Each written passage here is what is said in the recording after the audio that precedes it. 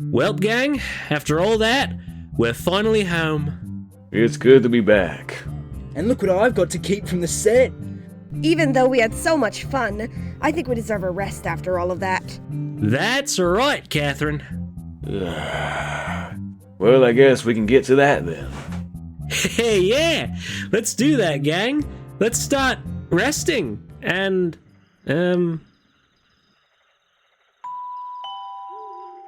Oh, I wonder who that could be. Who could be here at this time? Wait, this is a pizza chain. Why do we have a doorbell? ooh, a package. Oh no, not this again. It's a, button. How strange. Wait, there's not even a sender on this. We just got this from some random bozo. There's no one. No one we can see. Alright, let's just think about this for 1 second. Why would someone mysteriously leave a button for us in the middle of the night? Especially when we just came back from the set. Maybe they got the wrong place? Catherine, you do realise this building is more stand out compared to the rest of the street. I mean, we have a giant glowing sign with Danny's face on it. We're not exactly hard to miss. Well, I'm just saying, you pipsqueak. Oh, Catherine, don't say that, because that irritates me, and I punch blokes in the mouth for saying that. Alright, knock it off! Let's just see what this does, okay? That is literally Danny, you the see worst how crazy idea that ever. sounds? It could be tied to a bomb. Wait, where's Pecky? Oh no.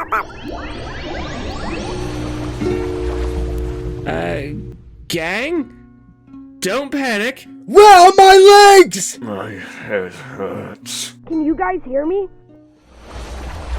I think this is better. What is happening? It seems like this button transforms us into what we looked like at different points in time. And you know this how? Oh no, Roderick, you're mistaken. I don't know. I think we're getting closer. I think. Where the hell am I? Just push the damn button, Danny. I think this is too far. I feel too high quality for this. Why do I feel somewhat adorable now? Catherine, I'm scared. Aw, but we feel so warm and fuzzy inside. I hate this. Oh, hey! I think we finally made it. Yeah, I think this is it. Yeah, there we go. I feel like myself again. Let's never press that button again. Pecky, you're grounded for 6 months. Alright, well, I guess resting can wait for now, gang. We got one special night to attend to. I couldn't have said it better myself, Danny. Let's rock their socks off. I can feel it in the air. The music is strong. Let's make this a night they'll never forget. Come on, mateys, for this is an adventure that can wait no longer. Huzzah! It's time!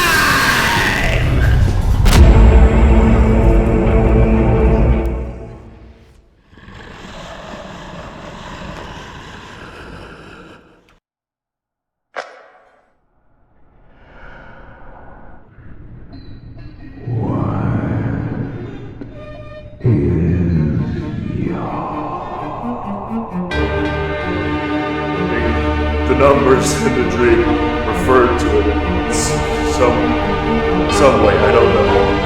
I have a feeling that there's a way to bring it back. If there was any way to bring him back, I would. Surely you can see that. The numbers in my dream. Oh my god. It's it. 7 6. Just be careful. Never let fool something, you know?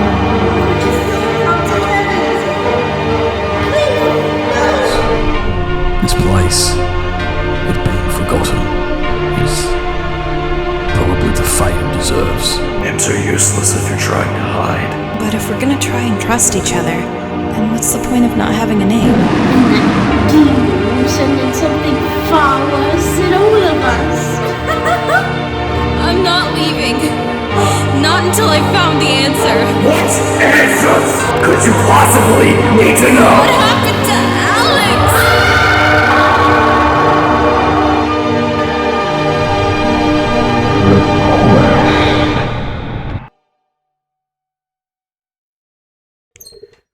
Hello everybody, my name's Communist B, despite my name, I'm known as a communist, and I welcome to the 6-year anniversary for Danny's Pizza Wonderland.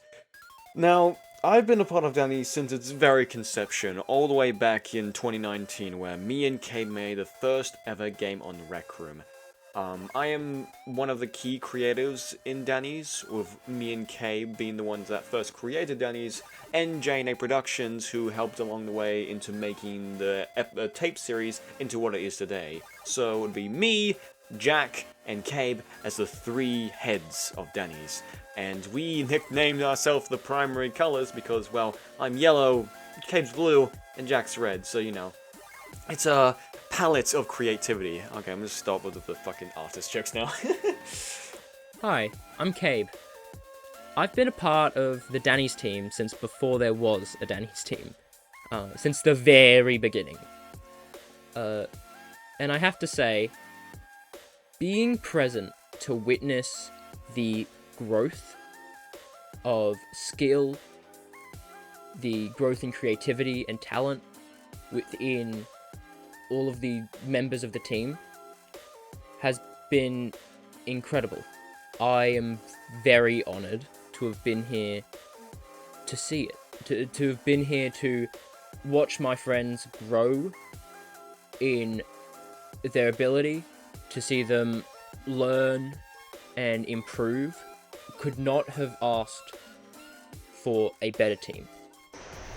Alright, hi guys, it's me, Jack, or J&A Productions, however you wish to refer to me. I am in the middle of the ocean right now. I'm on a cruise. My Blinded by Faith vacation is going on for a little bit longer than expected, but I'll be back sooner enough, so yeah, let's get to the questions. Alright, so since this anniversary is more or less about Blinded by Faith, because of the whole 4 years, man. It took 4 years to make that. Like, it's just insane. Like, you know, there are so many, like, VHS creators, or so many analog horror people, or so many just people on YouTube in general who have, like, canceled it, like, canceled stuff, or, like not gone forward with projects, and, like, for various different reasons. I'm not putting shit on any of them. It's just life happens, you know? But the fact is that life happened to us, and we pushed through. Hello, I'm Cassiepult. I do like music and 3D models and animation and everything. I'm part of the Danny's team. I helped with some of the VFX and a little bit of the music composition and a little bit of filming too. Hey there, I'm Phantom. I was a voice actor, modeler, and animator for Blinded by Faith and Danny's as a whole. Hi, my name is Lyla Knight, and I am the voice behind Millie Cooper in Blinded by Faith. Blinded by Faith was definitely one of the more challenging projects I've been a part of, especially in terms of preparation. Voicing both a child and an adult version of the same character requires a very different kind of vocal discipline, and a lot of range work went into crafting this character. Overall, the making of Blinded by Faith, for me personally, was a mixed experience, both as a fan, voice actor, and close friend of both the series and Communist B. It was really just a flurry of emotions. So my experience with Blinded by Faith was honestly a great one. I remember my favorite part being working with B to make Mitzi's voice exactly what it was when the episode released. We had workshopped a good chunk of it, like, in Discord calls, to the point where, like, I was literally just recording my lines with him on the call, and he was just hearing exactly what I was doing, and it almost kind of felt like a live production. It was honestly really fun. And I think honestly I wouldn't have done any better if I just did it on my own. I'm gonna be real. I think seeing like the sneak peeks was pretty cool. I'm gonna be so deadass. I really liked seeing like little teasers and shit that I got to see occasionally. Now, some of the designs I did bring to the table were Dan and Wireframe. Dan's design was, well, made back in early 2021, maybe 2022. It was just something to do for fun to remake because I was bored. Me and a friend remade him, and he turned out to be one of the best designs to remake because of how good it turned out. Now, I kept going with this direction of remaking just some characters over and over, some a little too much, but there was one I landed on that sung to me, Wireframe Danny, which is now just known as Wireframe. And he's gone through about officially 5 versions, but the versions I had a hand in making was 4. And Wireframe as a character was just a complete accident, I guess. His section made up so much lore, so much additions. Everything with the story was not already set in stone when he was there. He was added in later, and it was funny to see how me making a model, it looked good, and B, Jack, and Kabe liking it turned into just a fully fledged character with so much lore behind him. He's not too important, but he's pretty important. That's what I will say. Now, normally, I would say Faith, all the Faith scenes, right? However, I'm gonna drop that whole stupid thing for a second.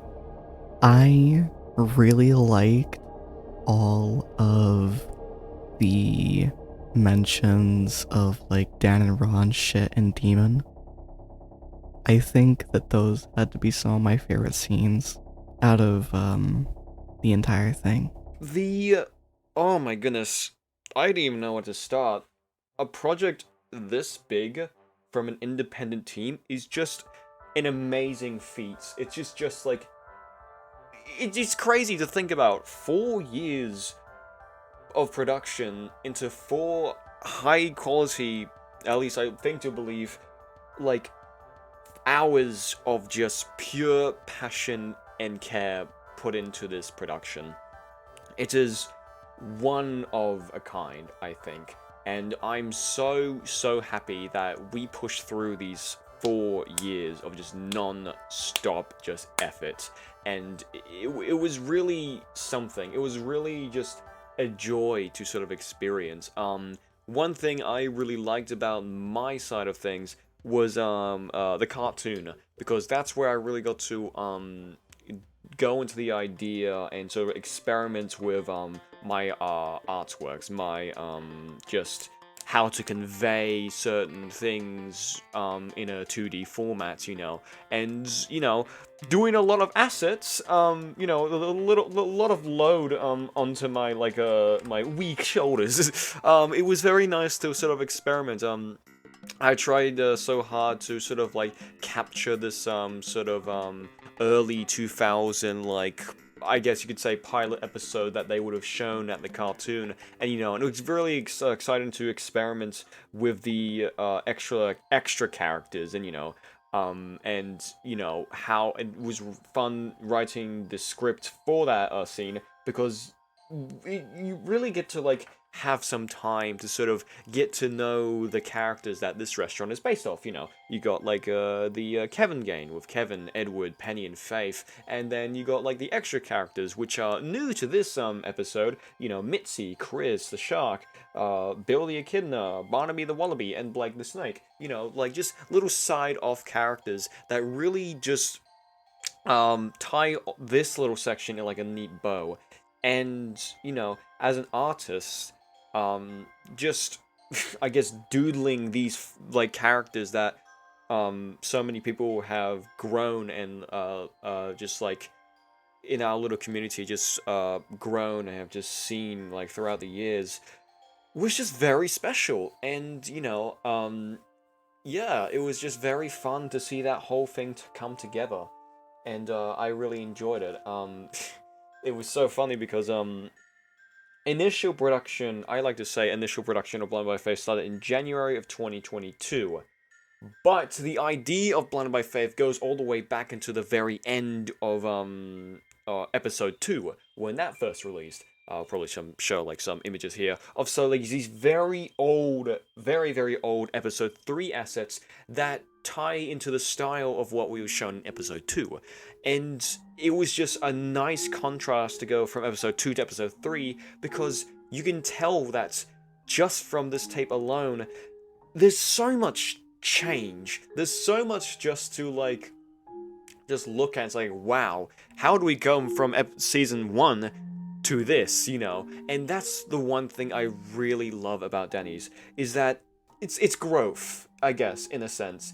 I'm also extremely grateful for all of the voice actors and actresses who have assisted in the creation of Blinded by Faith. It couldn't have been done without them. No matter how little screen time a character may have gotten, the person who would lend their voice for that, we couldn't have done it without them. You can't create art without an artist. You can't create this massive project that requires a lot of hands without those hands. You need people for all of those positions. You need creators. You need someone behind that microphone, and you need them to put in that care and love to what they do. I am far from a professional when it comes to voice acting. I'm not great at it, and I haven't gone to, I don't know, man, voice acting school. Is that a thing? I don't know. But I haven't really, I'm not a professional. But I did voice, 3 characters, I think. I think it was 3 for Blind by Faith, which would be Roderick, Randy, and the news reporter fellow on the TV that does the Benny Bob reference. I think, though, if there was 2 things I could change about the voice lines that I contributed, I would have given the role of the news reporter to some other person. I did not do great with that with that character. I did not do great with that scene. I basically did one take and I sent it in. And it just sounds like one of those top 10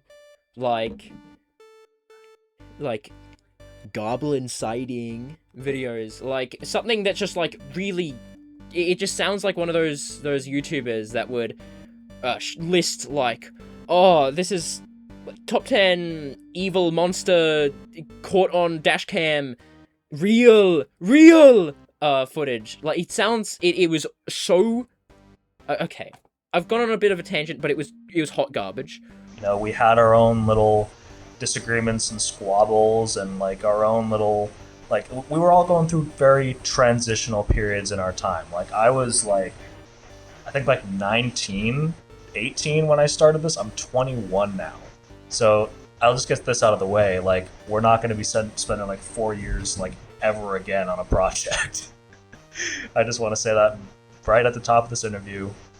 No, we are not spending 4 years on this project. We're going to get it out way sooner, or we're going to try our best to. Okay? No pressure. But still, if we did, it'd be a massive, massive dick move. And then I made this tape or I helped make this tape, like, in tandem with going to film school, dude. Which, that's a whole different can of worms. Like, my goodness, like, I had a lot on my plate transitionally to do it, and I'm glad that I was able to be part of this wonderful team, and I'm glad that I still am part of this wonderful team, because without them, we really wouldn't have been able to do this, and I really wouldn't have been able to, like, write or express myself in the way that I have in this project. Yeah, that's kind of my general summary of my experience in Blinded by Faith. Now let's get on to the meat and potatoes. Yeah. Like, the whole experience with the project, not just the filming, the whole lot, I would say it was long. Good God, what was it, 4 years? This project took a hell of a long time to come to fruition, but I'm so glad that it took as long as it did, because I don't know if it would have been as good as it was if so much time wasn't spent on it.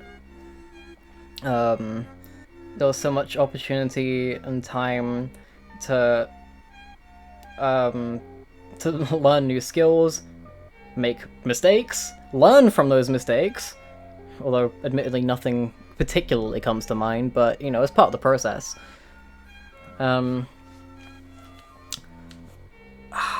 For me, a lot of the time during development of the project was spent a little bit on the sidelines, watching things happen, and then when I finally got a chance to get in there and help out, I was very eager to, because I've been quite fond of Danny's for a while.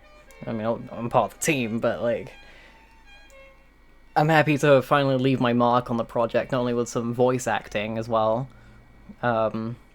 which I forgot to mention in my intro, but also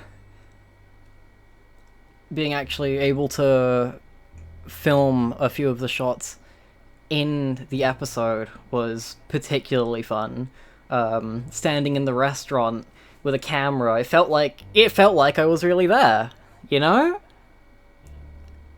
And I just thought it was a really fun experience overall. Being able to collaborate with everyone and be as involved as I was. So, yeah, I had a blast. I kind of miss it.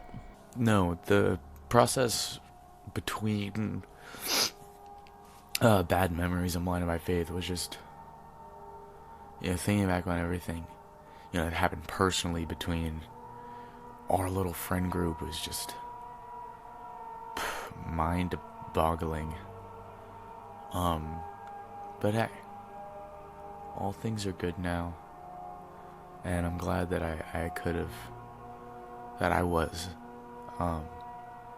a help for that part of the process.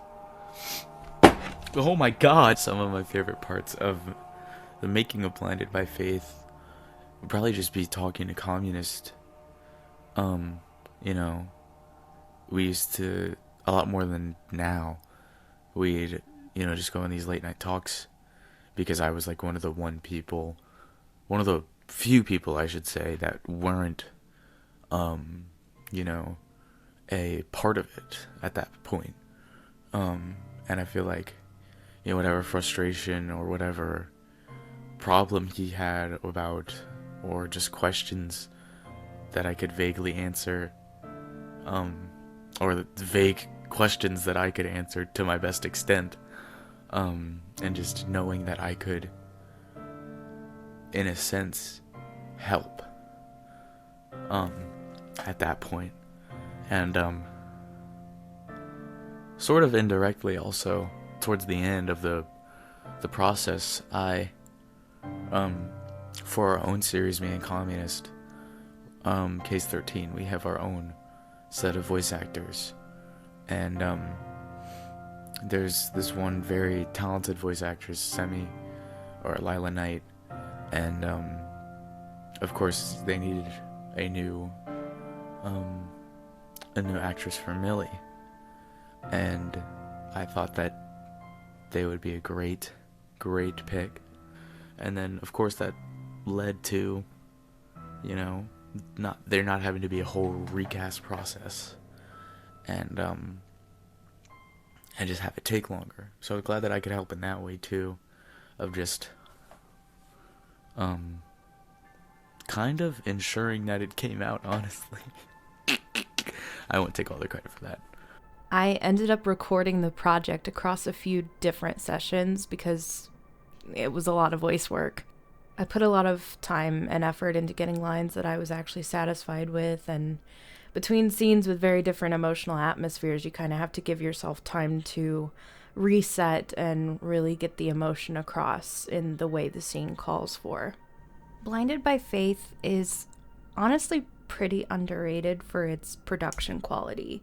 The cinematics in particular are really well done and clearly took a lot of time and dedication to pull off. My favorite part of it might be a little biased, but I really enjoyed getting to see SalmonTiger and Millie kind of develop this relationship while also experiencing the horror of this place that they're both trapped in. Also, just a quick shout out to SalmonTiger's VA for doing an incredible job. I think he was a perfect casting choice for SalmonTiger, and it's really cool to see the voice work for both of our characters mesh together so well. Very well done. Voice acting, I have to say I didn't really do much. I did Walter B. Brandt, but that's about it. And it was just a simple voice, just kind of like a fake British accent. Or American, with a really terrible British accent, because that's what I am, an American with a really terrible British accent.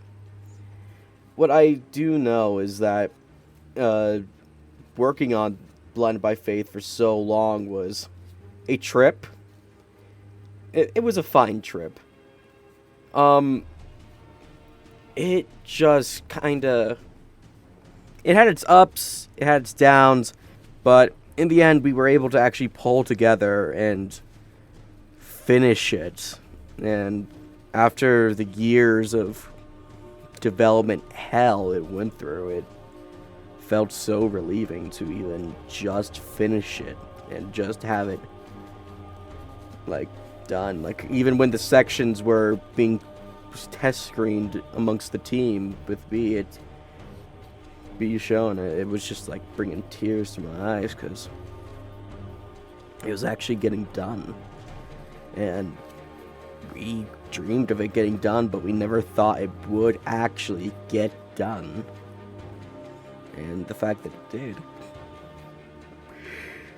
well, it makes me emotional to look back at the messages of how much hype there was. But, dear, if it isn't obvious enough, I'm the voice actor of Mitzi. So Mitzi, obviously, as you've probably already seen in the episode, she's lively, she's a little wild, she definitely has a little bit of a short temper. I definitely had to experiment a little bit with some of the voices that I just normally do, because I'll be honest, I'm a little bit one of those cringy role players, so I have a few voices in mind already when I do these kind of things. But I worked with B to make Mitzi's voice exactly what it was in the episode, and I definitely had to experiment a little bit to actually get that southern accent, because it wasn't something I tried before, but yeah, he said I totally nailed it, so I'll take his word for it. I really like Mitzi's style. I genuinely like being her, because she's so wild, she's so fun, she's so confident. I need that. I'd say the inspiration I brought to the role, definitely the southern accent, but a little bit of the confident, adulterous voice that I like doing a lot for quite a few characters I already like as is. So, what parts did I make? I made 2 parts, again, like same thing as tape 2. I made Diana's death and Daniel's logs. Like, I wrote pretty much all of those. I think the only parts that were really, like, altered by, like, B and Co. were, like, the ending. But, like, the ending to Daniel's logs. But other than that, I think that was what I wrote. Of course, I contributed to other scripts, like the Millie's scene, like Millie's scene in the cave when she wakes up. That I contributed to, because, you know, it is a group project, again. But yeah, that's what I wrote. I wrote Diana's logs and Diana's death for this project. And those were very, very fun to work on. Especially, I think, like, just because of the amount of work and dedication I put into it. Daniel's logs was like the big one, really. I had just come off of like the argument and Jessica's death, and now I was doing that again, but like bigger, you know? And like with Daniel's logs, it was very like particular because it's before everything happens.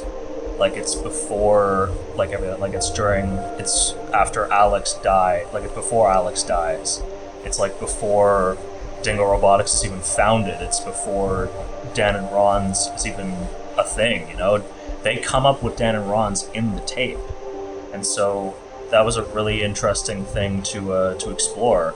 And so was Diana's death, you know, like, I always had it in mind after Jessica's death to kind of go for like a friend of Jessica's or like just someone related to Jessica, because I thought it'd be really unique to kind of like have the victims be related in some way.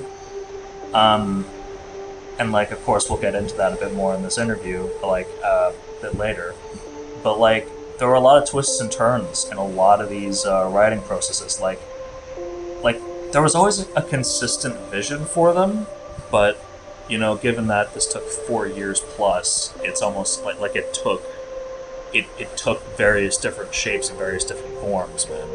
2, that's a second thing I would change, is I would have made Randy probably not American sounding, especially because it just sounds a bit fake, and also it doesn't make sense, because, like, it's already been, like...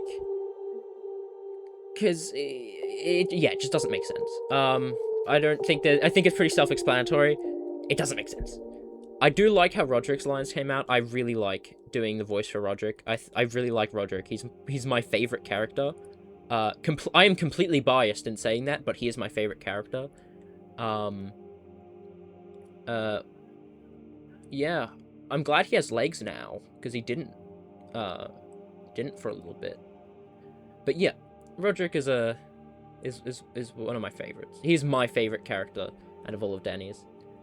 And I really like, I'm really proud of my performance for Roderick, even though it wasn't anything super special. I just like, because he was exactly how I pictured him to sound, and I'm glad that it just came out that way.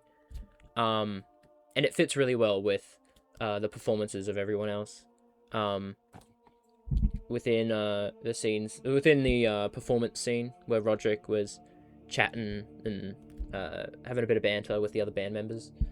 But yeah, that was something I really enjoyed.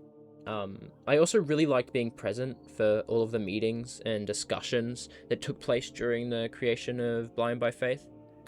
I'm not a writer myself, but being able to speak with the team about ideas, concepts, you know, or maybe ways something that could be improved, and actually have that, like, taken into account, and, like, if it doesn't work, explain to me why it doesn't work, and if it does work, like, actually being able to use that, those ideas. Like, it's like an ecosystem, that everyone, like, benefits from. Like, all of our ideas, we're able to, like, it's like, instead of just we're embracing each other's ideas and seeing which ones work the best. I'm so grateful for that. It's so nice because that wasn't always how it was. It took a little while for us to figure that out, how to coexist with one another. Because yeah, there was some times, like mainly in 2023, where there was clashing, but it didn't last too long. But it was just we hadn't really we spent a long time by that point like working on individual things, so that when we regrouped and worked on stuff together, it wasn't that organized. Like we just didn't really know how to work together. I say I gotta say, I fixed it all because I walked up to each of the Danny's team members and I punched them all in the jaw. I spanned their jaws and I said, "Hey, I'm fixing this, and you're not gonna stop me." And then they're like, "Okay, yes, sir, Cabe." And that's what happened. Accurate retelling. Communist, put if this part makes it into the video, put on screen a Wojak soy face with like the pointing arm in the background, like pointing at me, like my character, and he's going like, "Whoa!" Do that. Awesome. Yeah, no. But no, I really enjoyed being present for all of the creation. Blind by Faith. I love Blind by Faith though. I gotta say, like, it is my favorite Danny's tape, even though it's extremely like long and you have to really you have to plan ahead. Like, you have to schedule when you're gonna watch this thing, because it is like, I think at the start we were like, oh, we're aiming for an hour, and then we just kept adding to it because it just like, we need, oh, I want to flesh this out more. I think a bit of the reason is the first season of Danny's was very like missing, the context was missing from a lot of things. Things just happened and there was no reasoning or explanation, and there was so much room to go into depth about things. We just hadn't done that before. It's not how that worked. Like, it is not how it worked. We hadn't figured that out. So once we kind of had to catch up. We had to go back to the start, basically, and re-explain like bit by bit, in a format that isn't just a character telling you what's happening. He's just showing you it without having to actually film scenes like in like either live action or like 3D rendered. This is where I get to yap. Alright. But my final thoughts that I have to say is that I genuinely think that the 4 years now, I think, I genuinely think that the 4-year wait that we had was worth it, because not only did tape 3 finally come out, but also, as far as I can tell, that sparked like a whole thing in the, like, with making Danny's like more known, I guess. Like, it brought a bunch of like fan art from other people that aren't even like related to like anything with Danny's, as far as I can tell. I mean, I don't really have much to say. Blinded by Faith is peak. It's really all I gotta say. Very small one-off character, but it's actually one of the earliest ones I recorded for the project, and I admit I feel like I could have done a bit better with my performance, but I'll say that about anything I do given enough time. So I still think it's decent, but I think it's really funny that I've got another role in there. I think what's the character's name? Alice. Yeah.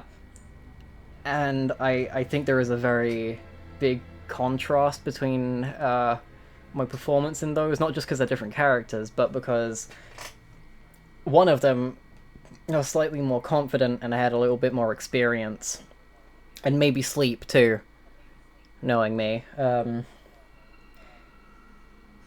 From what I remember with Ruby, I really just kind of sat down and read those lines the best I could. But I do remember with Alice, I had a lot of fun reading the lines and trying to, like, put myself into the shoes of the character. With Ruby, it was a little more difficult because I didn't have as much to go off because of how small the role was, but with Alice, definitely, I remember I had a lot of fun with that one. Not only because I had more lines and more context, but, it was, like, it was a fun one. It was a very fun role, and I'm definitely happy with that one. I like how it turned out. I think it meshes well with the other performances.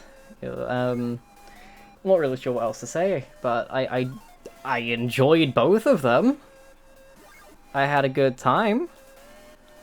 Yeah, I definitely have a favorite of the two roles though. I think his name is Gordon. It's either Gordon or Phil. I always forget. I should probably know that. One is Gordon, one is Phil. Ben plays the other one. But yeah. And then, I'm also Zachary, who's a technician. My first ever, accented voice role, I think. But no, yeah, finding the voices for Blake and Zachary was a process. Well, mostly Zachary, because that one took the most trial and error. I think. That was so long ago. No, I think I'm Gordon. I'm gonna say that I'm Gordon, and Communist is just gonna put like a loud incorrect buzzer every time I get it wrong. I think that'd be great. But I'm gonna say Gordon is just me talking. Well, me from like 2.5 years ago at this point. We actually re-recorded those lines. And then Blake was kind of literally just the best thing I've ever done. Communist sent out the extra characters casting call, and I think Blake's code name was Venom or something. Eddie, stroke my cock. And then, so then I looked up. Oh no, then I called Communist. I was like, who do you want this Venom guy to sound like? And he was like, you know the centipede from James and the Giant Peach? And I was like, I think I do. Let me go watch a video. So then I watched a compilation of every line that the centipede has in James the Giant Peach for like 4 minutes. And then I like did a couple test recordings and then I sent it to Communist. All while over the phone, he listened to it and he was just like, oh, yeah, man, you got the role. It was like instant. It was great. The thing I loved, and this is what I edited in like the Dark Dingo rebirth scene, is that we paid homage to season 1 and used footage from that in this scene, which I thought would really emphasize like this. This was the journey that took us to this very time, and it's just very nice to see all this sort of memories come together, and all this work to come together to basically push start at the very start and the very first tragedy of the series. And that's what I really liked about that scene in particular. And yeah, it was very fun to edit all those things together. It was also very important.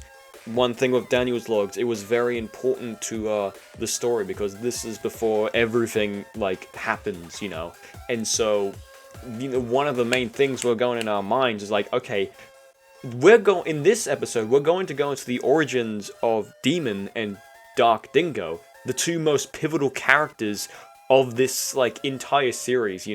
It's basically like the birth of this like tornado of carnage and just like revenants, I guess, and then in the mixture like this glimpse of like a hope, this glimpse of like good, you know, and getting to sort of portray that in a way was very, very fun, especially the scene that plays right before Alex's death and more the demon summoning is when Dark Dingo burns down Danny's Pizza Wonderland, and you get to see sort of like the goals, you know, like in the Scorch part, Danny's animatronics, the souls are like, they know Dark Dingo is this sort of force of good. They know that like he's trying his best. He's just like them. And then in this scene you see the contrast between like Dark Dingo, when he burns the place down, he sort of like slumbers, you know, he's sort of like almost like he's like shocked from the fire, you know, he's slumping over. While when Demon catches on, you see him just standing straight up, looking in the direction of where Dark Dingo is heading. And then before you know it, he takes him. And, you know, I feel like that was sort of a good transition point to go into Alex's death. So, starting with kind of Diana's death, funnily enough, the original idea, as I said before, like to have the victims be related, was that Diana was supposed to be just a friend of Jessica's. Like, I remember distinctly writing them before, you know, obviously, like, the changes to, like, the it's a date then, or, like, the allusions to the fact that they were, like, into each other. Like, I distinctly remember writing them to be friends. Like, I distinctly remember that. And then, I think after I wrote them that way, or after I was kind of almost complete and I was showing them to Communist, like, I think we both kind of had a funny conversation about it, and then Faith and Penny became canon, and like that was like the deciding factor. Like they were just like a step up from being a best friend, like a romantic like pairing, you know, like that's beautiful. Like, especially because we're trying to traumatize the main character, guys. We got to do that in like the best way possible. There were a few other inspirations, I think. Them dodging and weaving underneath the arcade machines. I think that was like inspiration from the Silver Eyes when Charlie does the same. And like, I think that was a pretty decent reference because, like, you know, we're very close cousins of FNAF. Like, we were actually related to FNAF at one point, so I think it's kind of fun to pay homage to that. Yeah. And also, I don't really see a better opportunity to bring this up because I really want to talk about this.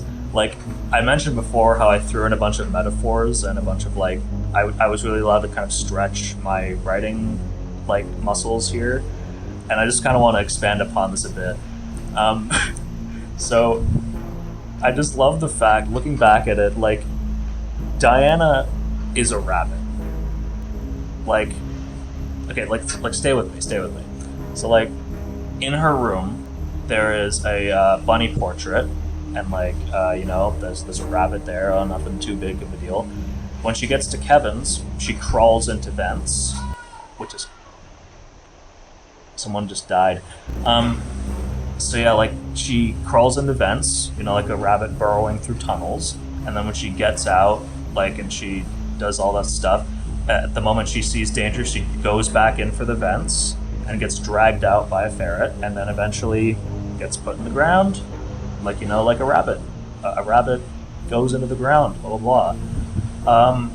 And that works because, as I just brought up briefly, ferrets are made to hunt rabbits. Like, they were bred to hunt rabbits.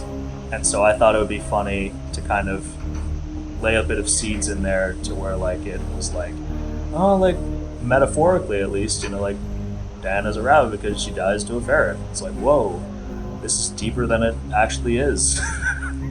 What do I like most about Blinded by Faith? I like how the entire project came together over the years, because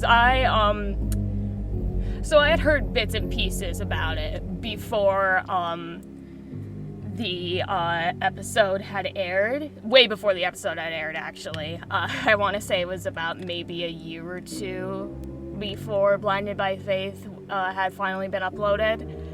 And I had heard quite a few things, and then eventually Phantomized got me to watch the episodes, and it was something that I was really interested in from a creative standpoint, because I love seeing like creative works of art coming to life, and knowing some of my friends were part of it made it all the more like interesting to me. So when B eventually reached out and said like he needed voice actors, I'm pretty sure it was Phantom who recommended me to actually take on the main lead, but that didn't end up happening because I just didn't have the voice. But then he thought of starring me for Mitzi, because Mitzi needed a voice as well. And it was basically all history from there. I genuinely think that the project itself was fantastic to work on. I cannot wait to see what comes out of the project next, and especially the ideas that both Phantomized and B have planned in the future. I've definitely been working with them on other projects, little plug there for those projects, and it's just been a blast to work with them, because like I've already been friends with them for quite a few years, so I don't feel like the need to be nervous, whereas like a professional setting you would have to be like on point and everything. There's like more than enough opportunities for workshopping, bringing ideas to the table. It's just absolutely fantastic, and I am so glad to be a part of this project.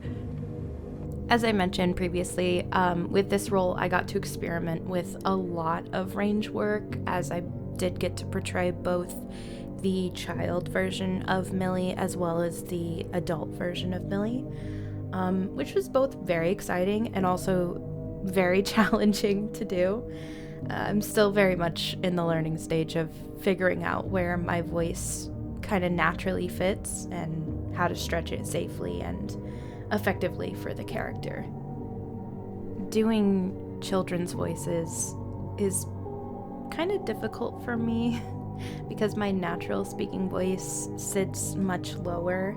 Having to boost myself into a really light, childlike voice, it takes a lot of work and a lot of focus.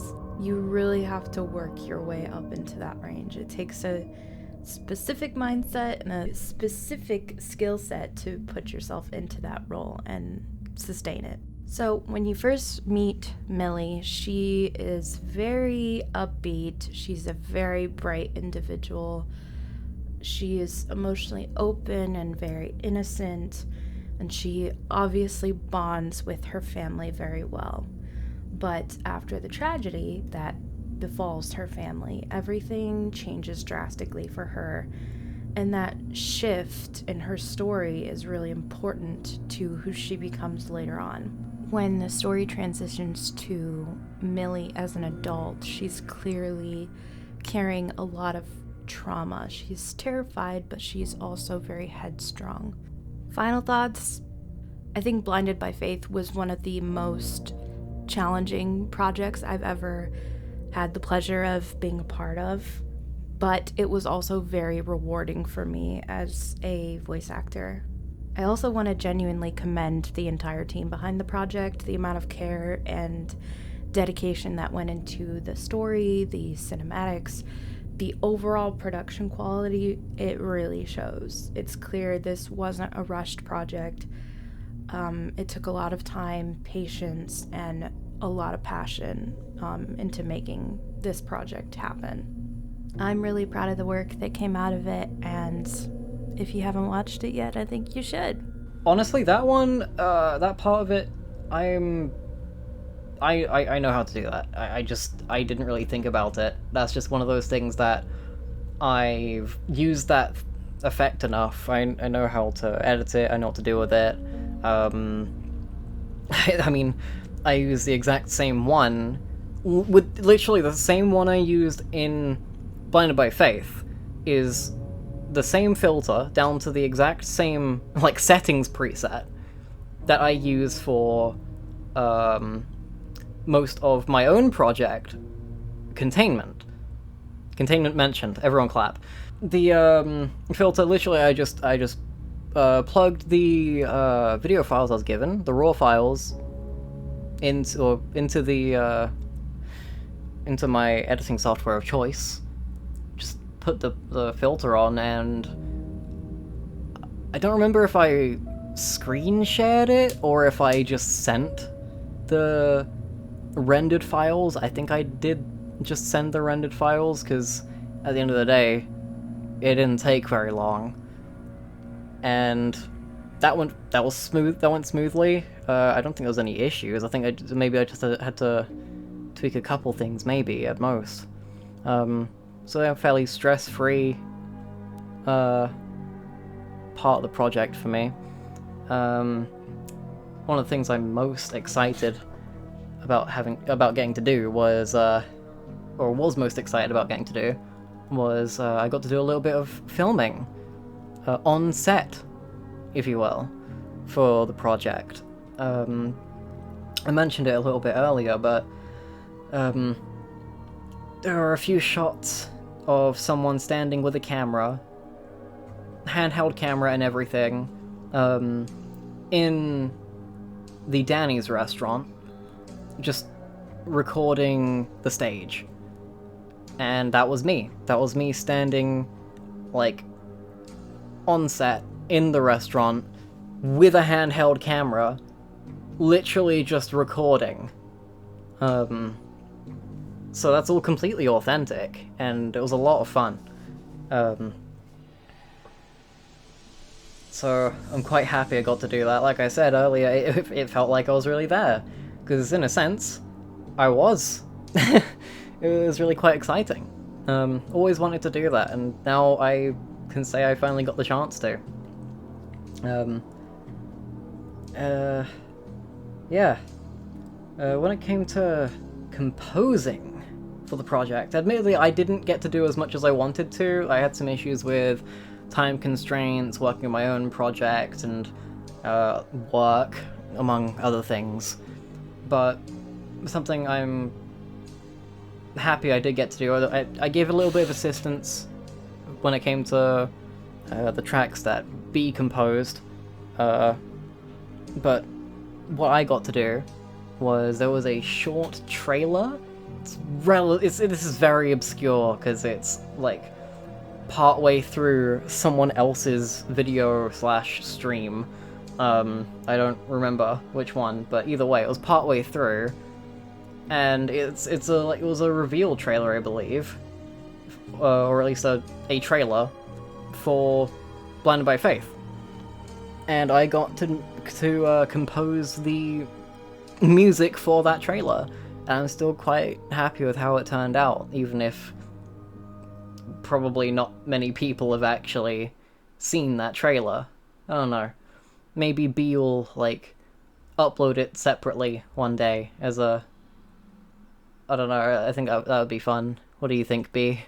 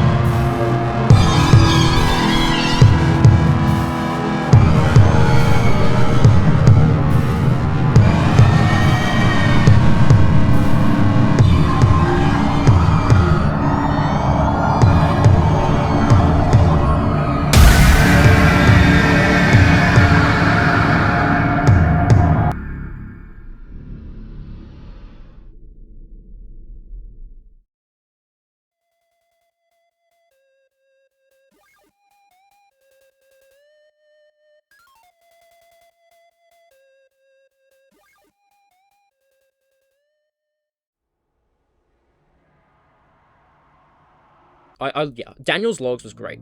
I just have to say, it was great. It was a long few segments that was spread out between.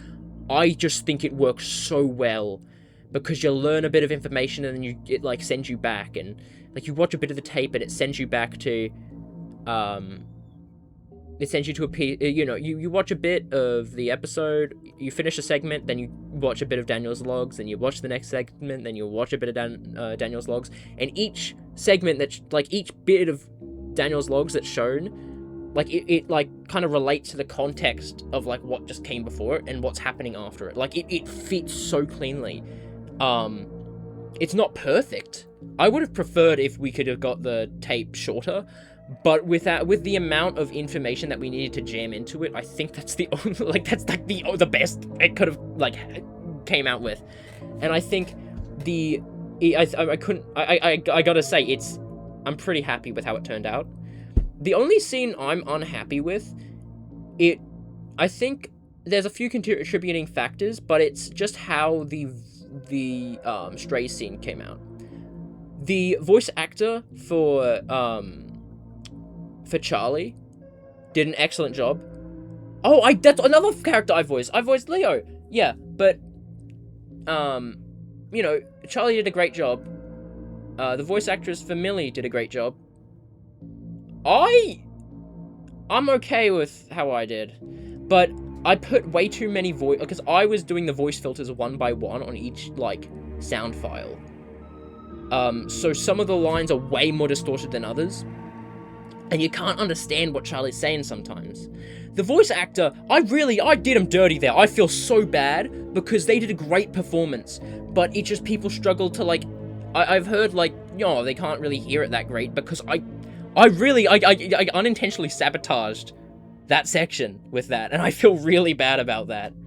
And then also, because it was filmed in an already dark setting,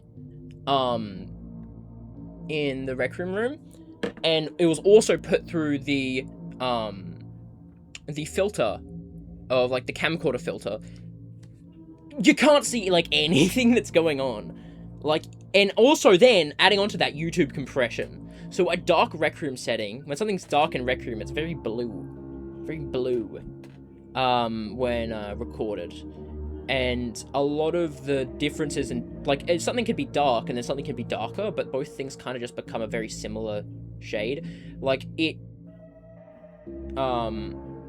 already had its own sort of, it wasn't the greatest lighting, when it came to it wasn't, you can make out things, and then adding onto that, the filter, which, added more distortion over it, and then the compression of uploading it to YouTube did not do that scene justice, especially for how good the set of that scene was. It's my favorite scene, but the version that is actually the recorded and pieced together, it just, I don't know. I would, if I could change one thing, I would fix that. Daniel's logs. That's an interesting one, because again, it's where everything started. It's where, it's not where Daniel and Randy meet, but it's where the entire series, or where these events kind of originate from. It's where the demon is summoned. It's where he tries to bring his son back. It's where everything begins. And that allows a very interesting opportunity, because we can see these characters for the first time, essentially.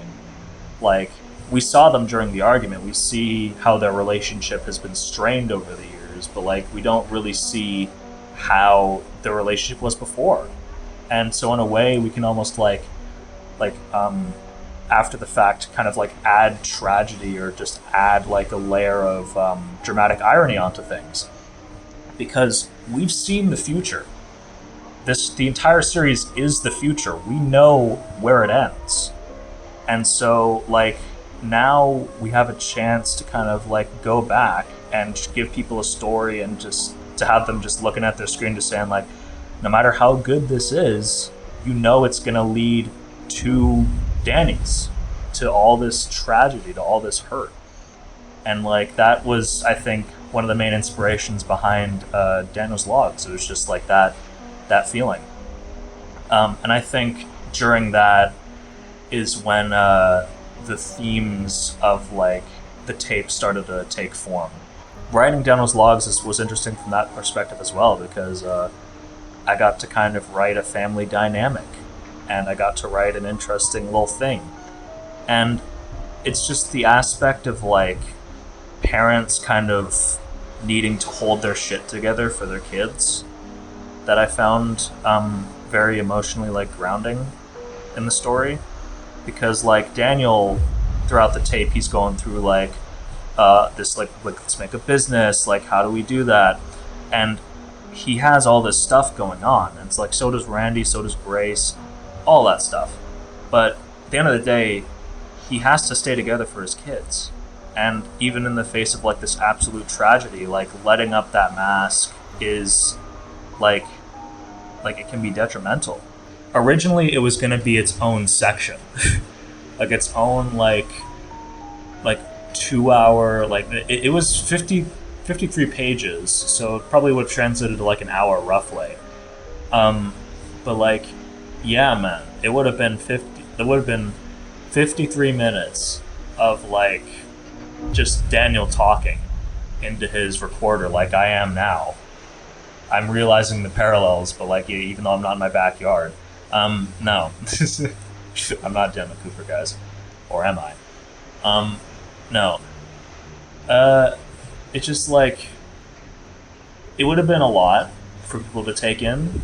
And so in the like editing process, we decided to kind of cut it into little bits and have that be the driving force of the tape, which I think was a very good decision, because it kind of gives people like a sense of like, again, it adds to the idea of the tape that like it's the decisions before were like permanent, you know, like the decisions in the tape before are like set in stone, you can't really change them and you can't really go back. Like you see this past playing out, but you'd also see the future at the same time, little increments in there.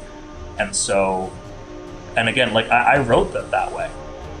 Like I actually wrote it to where it started off like linear and like a past tense where Daniel's happy, but then it would occasionally cut forward to where we see like flash forwards of Daniel's sad or like wondering where the book is and all that stuff. Like we're one, like we know something's going on, but like we can't stop any of it, right?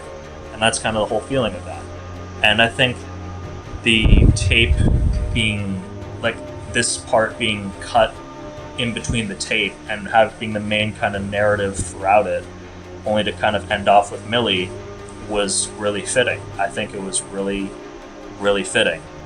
One of my favorite memories of Blinded by Faith was to get to work with the team, and especially one that really gets to me the most, that stands out to me, is the filming of Millie's part.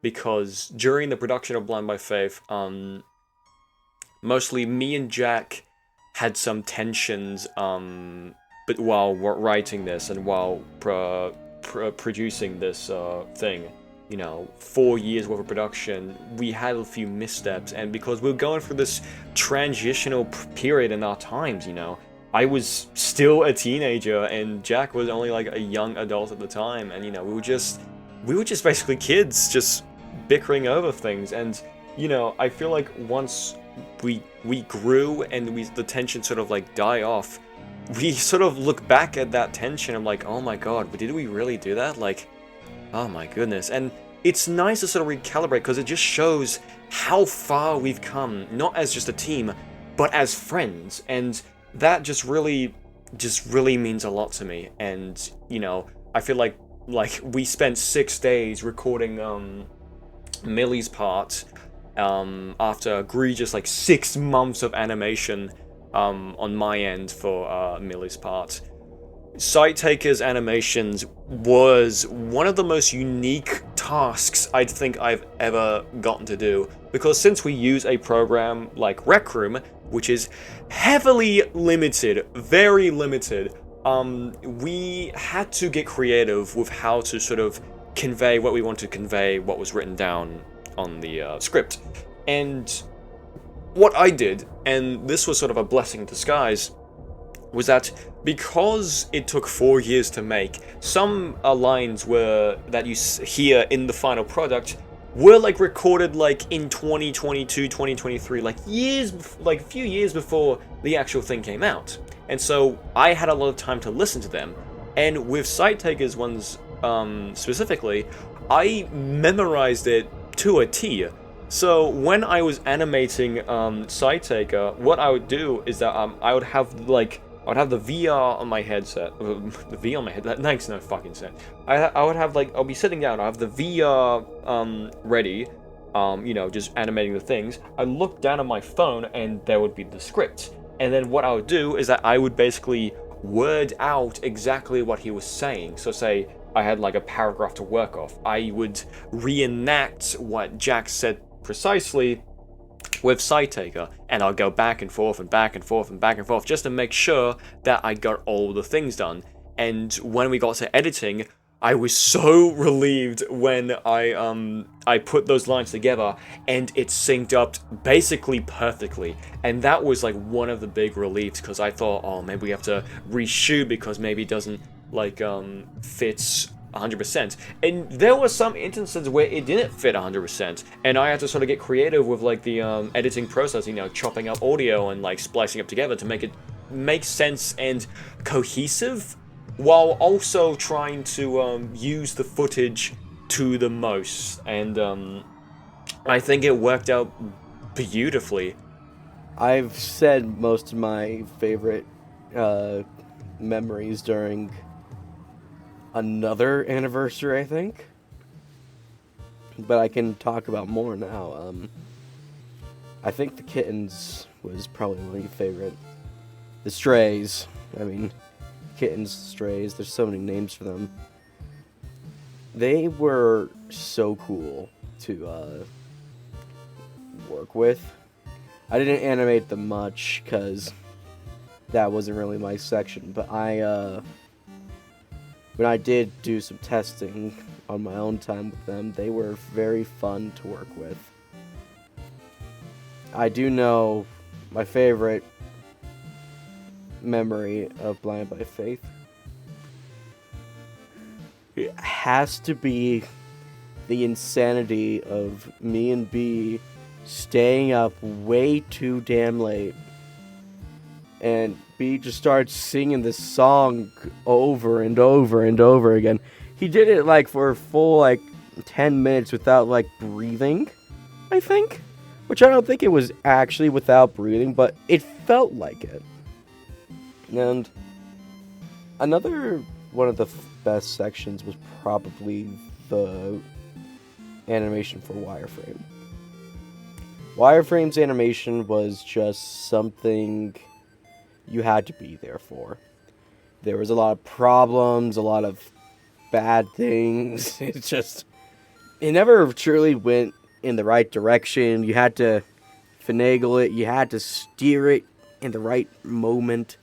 You had to do a lot of shortcuts to make it look good. And then Jack, with his brilliant cinematography skills, oh man, that just brought the entire shot together and just made you feel like you were actually in Millie's shoes, fighting against this 7'5", barely functioning dingo. And I think that was just magical.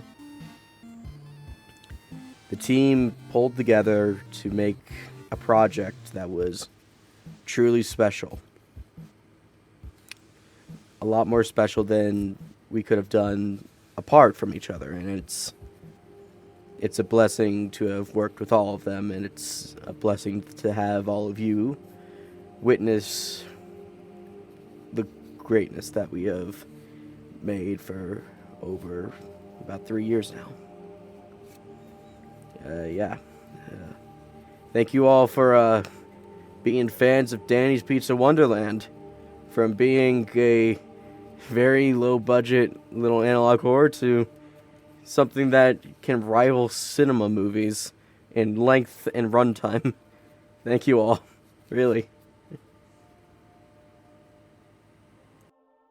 And Zachary, probably the hardest one to get because I've never done. Oh, these are really my first ever voice acting credits, you could say. But still, it was a hard process because even just practice, I've never done that before. I've never done an accent, and I think it came out all right. I think it was good. Communists seem to think so. I think I had to re-record it a couple times just to get it more convincing, or messed up a couple times. But no, he was a great coach with that, and I think it ended up as good as it could be. Yeah. I think it's never something I've really thought about until now. But I think that my Blake voice is just me trying to do my best Gilbert Gottfried impression, honestly. But he's like a snake. I feel like that's the best you could sum that one up. And then I can't remember if Zachary is Australian or British. I think he's Australian, and I tried my best. And I think I just ended up kind of sounding like Chase from House. I don't know. I'll have to re-listen to it. I think it was Australian. If you just heard my phone go off, no you didn't. You're a liar. The part I liked most about Blinded by Faith was probably just seeing it all come together. It was beautiful. And it was like this thing that I'd been waiting 3.5 years, 4 years on, just like culminating in this thing that was actually so impressive and so beautiful and so heartfelt.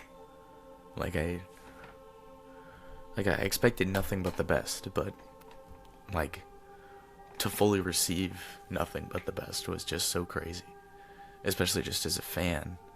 You know, the wait was well worth it. And you know, there are necessary criticisms and there are, you know, things that everyone just likes because they like. But I feel like there's no bad aspects about this episode. I feel like everything works. You know, and I feel like everything is kind of just, you know, the past couple episodes are wrapped up in this neat little package for you. Like everything, couple questions you had are answered, but then new ones arise. So it's like this living, breathing thing that feels like there can be more, feels like there needs to be more, and it feels like there will be more, you know? And I think that's awesome to see something come along like that. I feel like the whole process was just great, and it's crazy to see that this series is just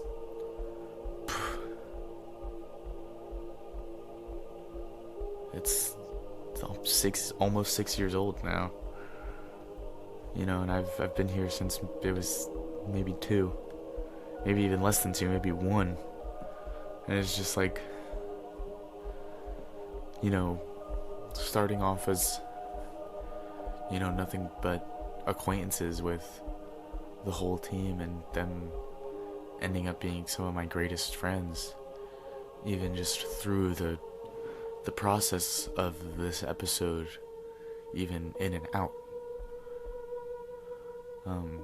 A lot of great memories were made in the time that it took to produce that one, and I think that just adds to the fact that, to how much I love it, how much it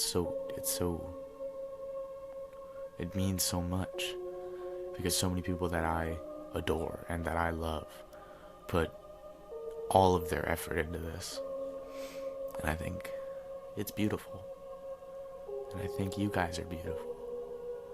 So thank you to everyone on the Danny's team for giving us this wonderful, wonderful tape. It was great.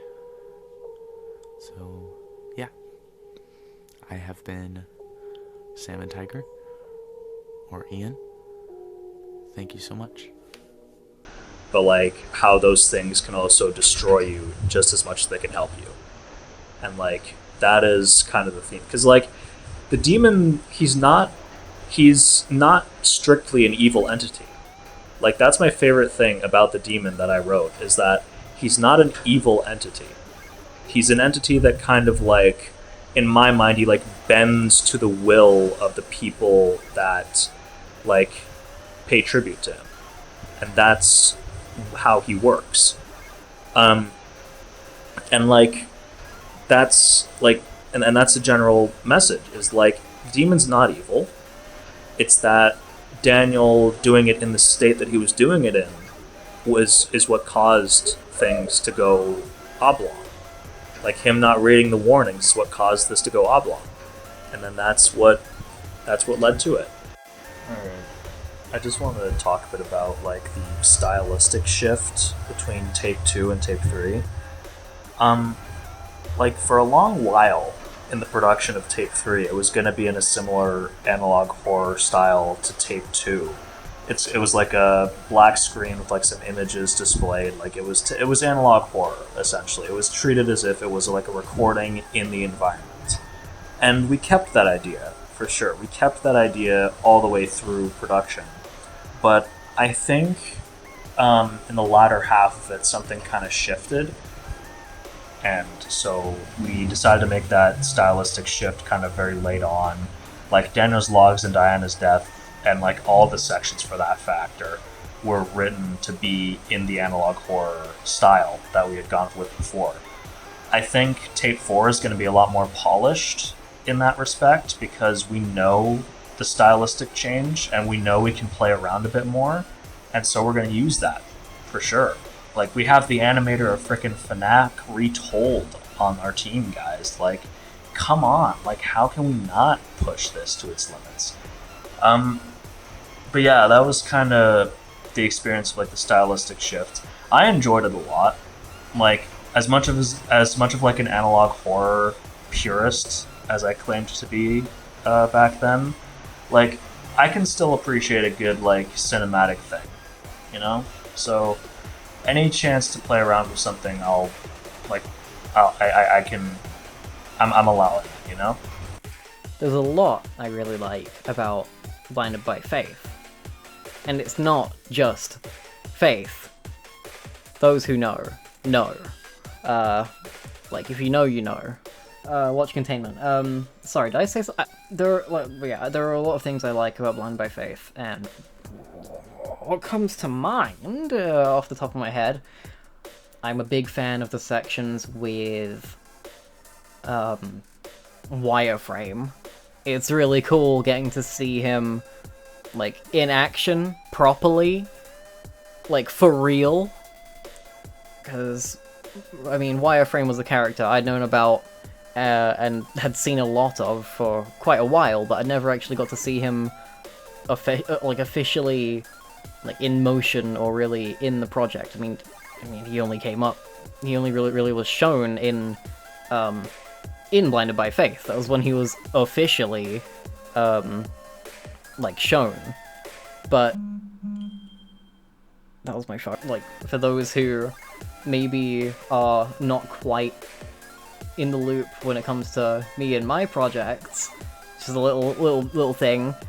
Wireframe technically was first seen in one of my own projects, Reclamation. Just literally for 2 or 3 seconds, is as part of just a small cameo, just as a bit of fun between the projects, and being able to I had to base that off of nothing except for maybe some things that Phantom had made or animated beforehand, but then after that, being able to actually see what he's like for real and just how amazingly B animated him. Oh, I can't get over that one that one part where he scratches his claws along the wall and there are sparks.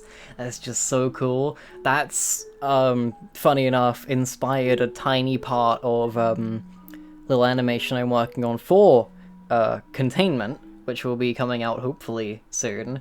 There's one section where I've tried to do a little bit of the same thing, you know, like fingers, like claws, whatever, scratching along metal, creating sparks, because it's just such a cool effect. I had to try it myself.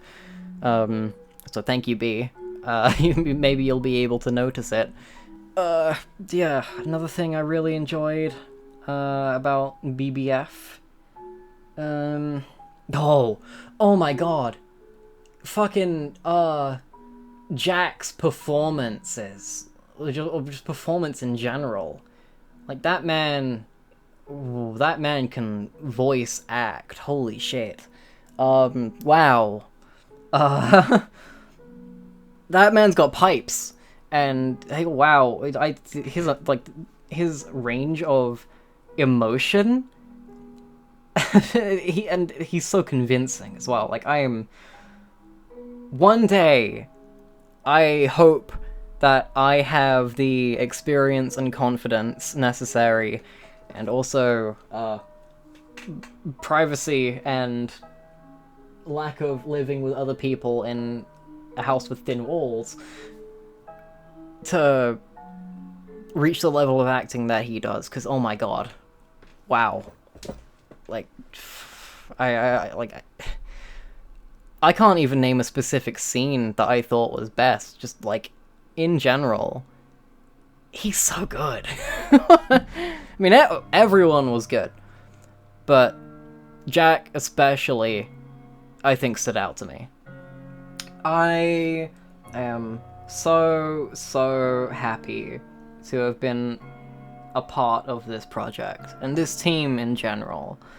You have no idea how many people I've shown this series to, both in person and online, like over call, or I think even in VR chat a few times.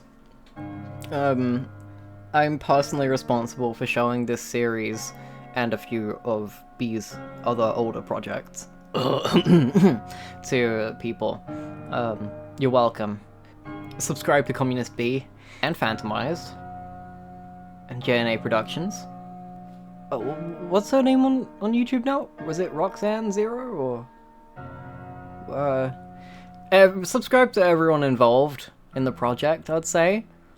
One thing I really liked as well was just seeing the growth in the team and just the production. Like, there are so many, like, scrapped pieces and just, like, behind-the-scenes work that never made it to the final tape. Like, I feel like Diana's death, specifically, was the most we had to work on. Like, that was the most rewritten part, that was the most recorded part, and edited part. Like, we had to do that so many times. I feel like we had it done, like, a year ago, but then when we're getting closer, we're like, we're gonna have to fucking shorten this down. We're gonna have to chop it up a bit. Like, this doesn't work. And, you know, I actually had to go and reanimate a few scenes there to sort of get across the point that was written in the script. So that was very fun to do. And yeah, it was just a crazy experience. And yeah. Another thing I really liked was basically when I put the auditions up saying, hey, we need voice actors, you know, and just getting to communicate with the amazing and talented people who provided their voices for Blind by Faith was just immaculate. And I really just love how it all came together. You know, everyone did a wonderful performance and they were so enthusiastic about their part. Like Arcade, for example, when the thing came out, my good friend Benny Bob did a stream of it, since he does theorizing about our series. And what Arcade did was they got to watch Ben's stream and marked down every every single time they spoke and gave a little bit of a note of what they were like. So say there was one thing where Grace didn't say "I love you" back. Ben made a little joke, and then Arcade in the comments say well, Comedy Speed didn't tell me to do that. It wasn't in the script, and that was just so amazing. Just getting to see that not only do we actually have people who want to do this project, but it's just the amount of enthusiasm and commitments that everyone did was just amazing, and I'm so grateful for that. Lyla Knight is another example of someone who's extremely enthusiastic. She brought so much to the character because unfortunately, as you may know, we had to, because of scheduling things and the fact that it took 4 years to make, our old VA for Millie, Moon, sadly couldn't get their lines in a proper fashion, and no bad blood between them. They're still part of the team and they're still amazing. But it was just part of I guess the process of when something takes this long to make, there are bound to be changes and stuff like that. But what I loved about how Lyla did Millie was that it's she took what Moon did and then not only basically replicated that, but also expanded it upon it for I guess this new era of Danny's, and that was really just amazing to see. And just seeing that the reaction of everyone during the night of the episode's release was also just an amazing feeling. Cause we had in the back of our mind that okay, we have to make sure that this is at least good, 4 hours of slop, we'd probably just scrap the entire thing in general. But we were so happy that not only did it was one of the biggest nights of the year, and everyone had just nothing but positivity to say. They absolutely loved it, and the fact that some people actually got emotional during certain scenes, I feel that in itself is just an amazing achievement from the whole team, and I really commemorate the team for that. Our dream of not only just creating something that we loved, but actually having an impact on people emotionally is just one of the greatest things an artist can really achieve. My favorite moment of the creation of the tape was probably when that scene was being planned out, because Jack had brought up the idea of how he wanted to be a... what's the word? He wanted to film the cinematographer, I think would be the word. Correct me if I'm wrong. If I'm wrong, correct me. Put a text-to-speech or something, or maybe text on screen, saying the real word, or I don't know, man. Or just saying wrong with big red letters. No, but Jack had brought up that idea, and he was showing this is how the scenes could look the best they can, or this is the way the scene should be framed. And it was a lot of effort put in, and Jack and Communist in that room, they were doing it in the actual set. They were discussing it, and Jack was demonstrating how he was going to do what he was going to do, and how he'd like the scene to play out. And that was just really good because I mentioned earlier that there was some times where the team, we weren't really great at working together and collaborating. By that point though, that marked things are going well. Things are picking up pace. Communist and Jack are collaborating and doing so excellently. And it was the shot at the end of Blinded by Fate, at the end of Diana's death. It was the shot of Diana's death where it was her jumping into the vents and crawling through, and then she gets yanked out, and then the camera flips around and we see from the camera's perspective, Faith, boom, boom, boom, she's done for, you know? And like we see that from the camera's perspective, and it makes it kind of, it again kind of reinforces that idea that we're just a spectator in this, that like we're watching these events unfold, but we can't really do a lot about it, and that's kind of what a lot of analog horror relies on. And yeah, that shot wasn't in the it wasn't in the final cut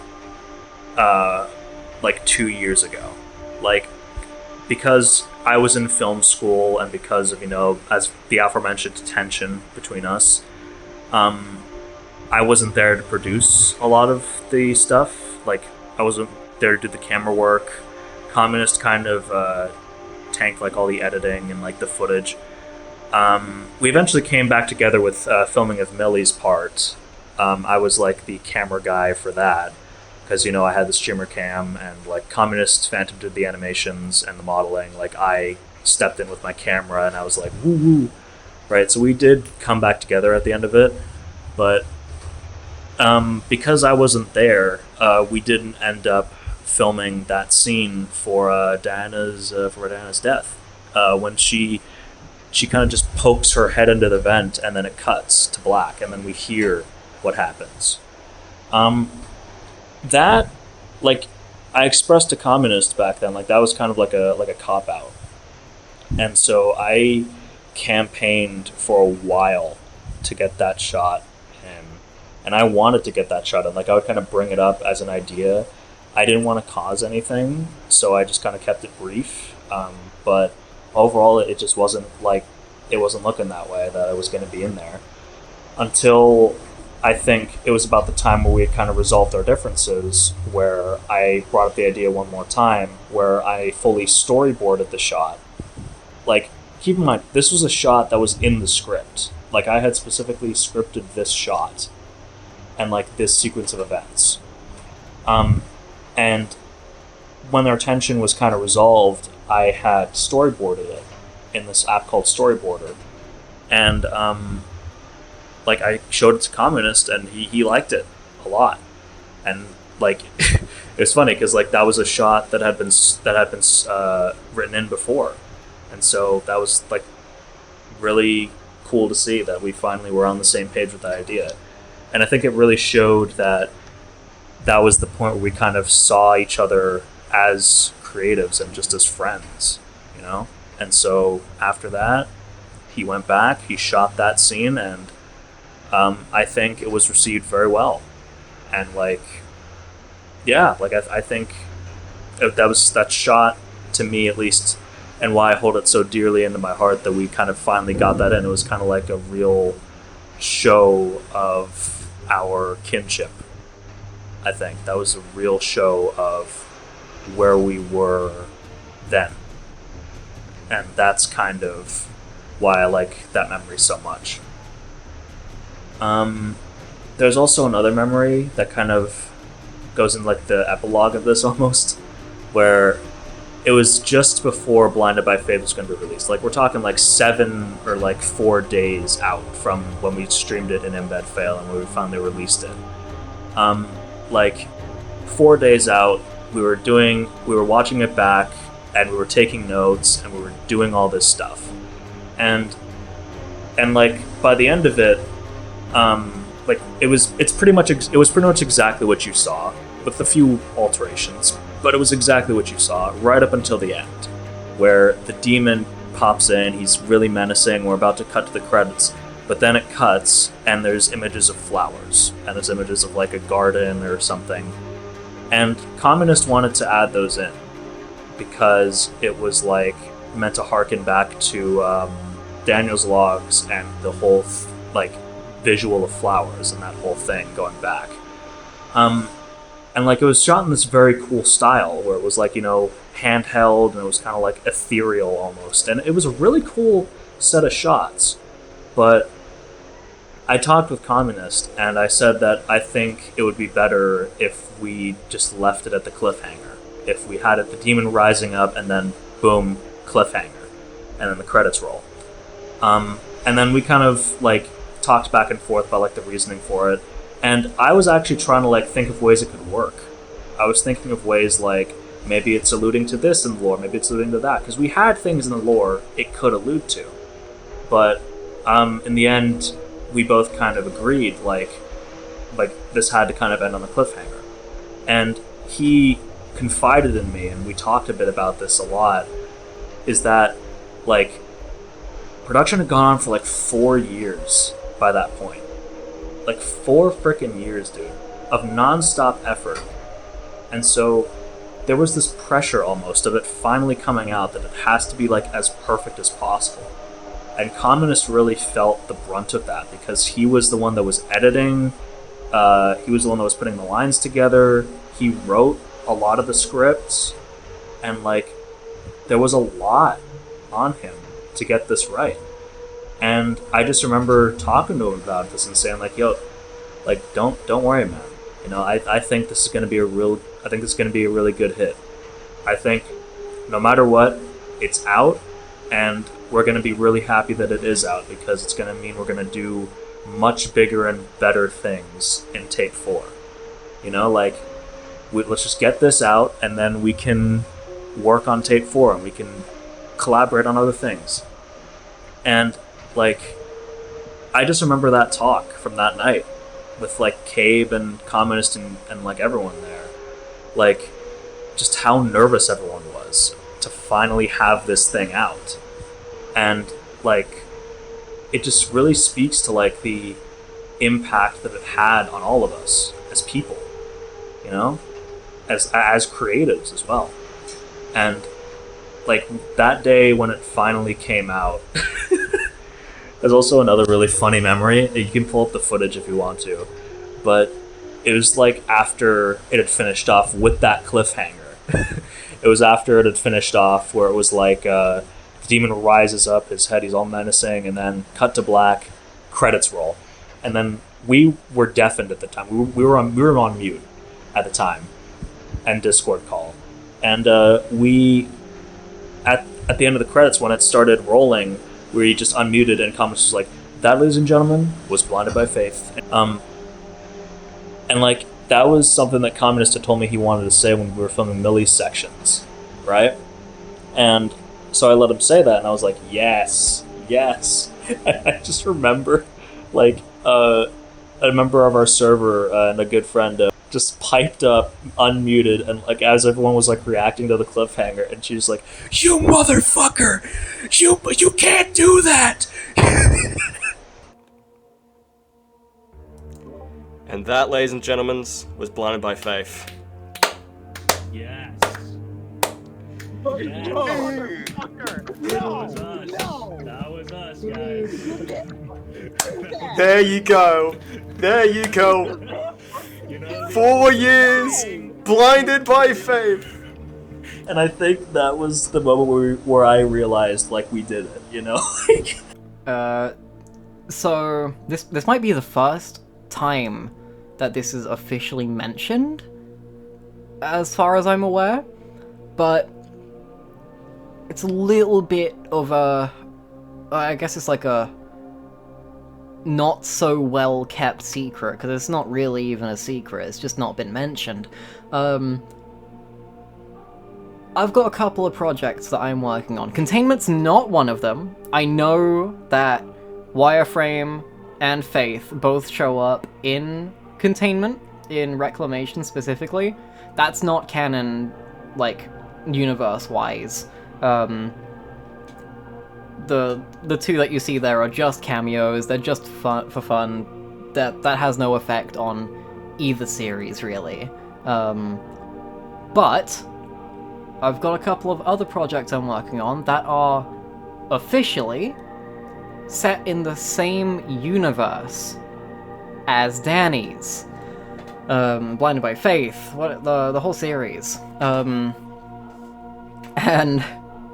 that has been really fun to work on, because that means we get to include some fun canon references across projects. If you look carefully in the background of a few scenes in Blinded by Faith, you might notice some plushies that are ridiculously difficult to see. I think there's one that's hidden behind a sofa somewhere. That's literally, it's off camera. You can't see it, but it's there. I know it's there, because I put it there, and they didn't realize until too late. So that's been really fun. Specifically, one of the things I'm working on is a game project called Charlotte's Funhouse. Some of you may know about that, most of you will not. But I'm mentioning it now, and there's going to be some references to Danny's in that. There are already references to it in Blinded by Faith. It's really fun, because we, like, with this whole combined universe we're working on, because I've got some other projects in the works a little bit later on down the line that are also set in the same universe. Not necessarily, like, affecting each other directly, but there will be references, stuff like that. Yeah, working on these, being able to, like, work with the team and figure out how we can incorporate different, like, references and whatnot. Like, for example, like I said, the plushies. Who knows how those got there? Someone left them there, or whatever. Or maybe a drawing on a wall somewhere. A name written down somewhere. There's plenty of things to look out for, both now and in the future. It's a lot of fun. And it's also a really fun thought experiment for us all as well, to think, how can these be connected? So it's been quite an honor to be able to develop this this, like, expanded universe of sorts. I don't quite think that's the right term, but it's a universe, a combined universe, across these projects, and I think we've ended up calling it the PSU, the Pancake Sandwich Universe. If you know, you know. But yeah,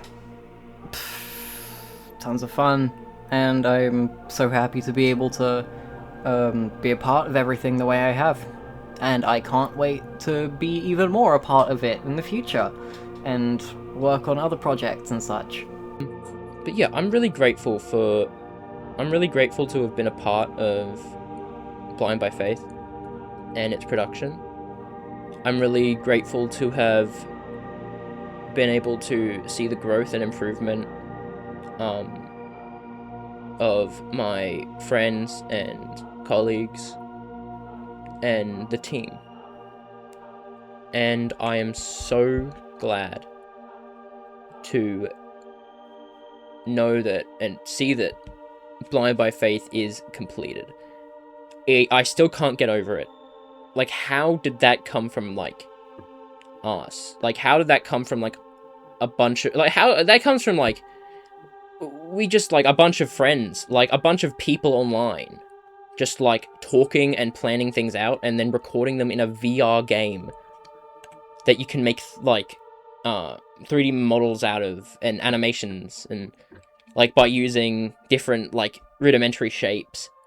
And, like, the fact it was managed to, like, turn out so good and look so good when the foundation is Recroom is excellent. It's amazing. And Communist did a great job with the artworks as well. And Jack and Communist did an excellent job writing for their segments. All of the voice actors and actresses did great. I'm just, oh, man, I'm so happy that it's out. I'm happy that it's been out for months. Months. Last time I checked, it was like 7 months. That's mad. But that, and the fact that's like a sliver of, like, that's not even, because Danny's has been going on since like 2019.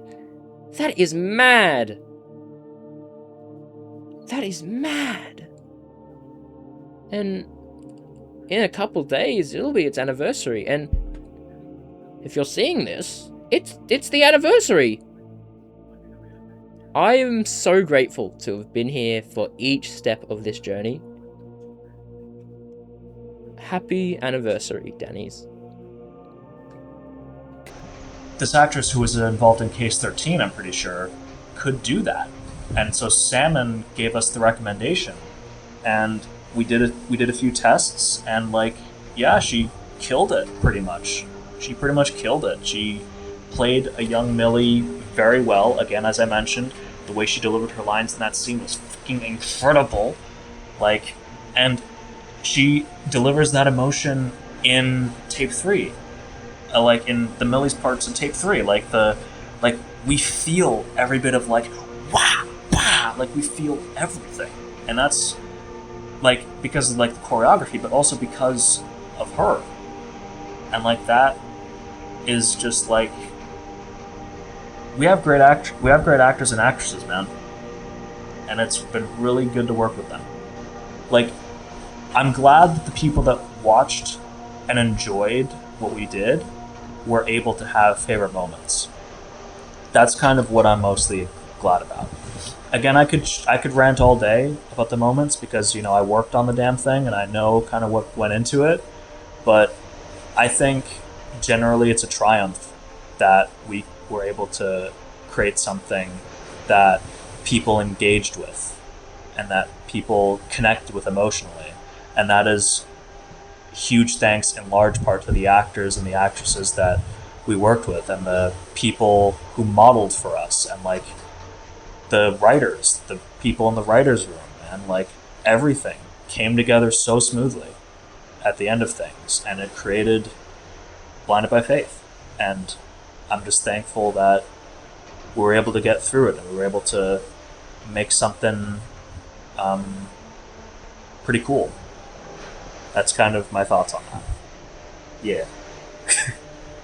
Providing the voices, you know. I don't voice any emotional characters. I only just voice, like, silly little things. I voice Edward the Emu, and I voice the Jingle Man, and also voice Kyle the Crocodile. And I do also voice the Demon, and I want to get into this because Demon's voice is really, really interesting. Because I'm going to be so for real, I feel like I could have done way better with how he sounded when he was first revealed, when he was summoned. But I like to mention that when you give like this entity a voice, it really just depends on what time like you're talking about, because say when he's first summoned, the voice would be very quiet, voice would be like very weak, because you know he's just been summoned, he's getting used to the surroundings, he's getting used to like the sort of like, I guess, body, right? But say in like when the facility takes place, like he is the main primal force driving that entire thing, like going from like just a summoning of an entity to like this basically almost deity in the facility is really a really cool concept, and I'm really excited to see how we can expand upon that in episode 4. People think that Demon is just like pure evil, like there's no reason why he's doing this, but there is a reason, and I won't go into it since that is spoilers, but there is a reason that ties into the whole narrative.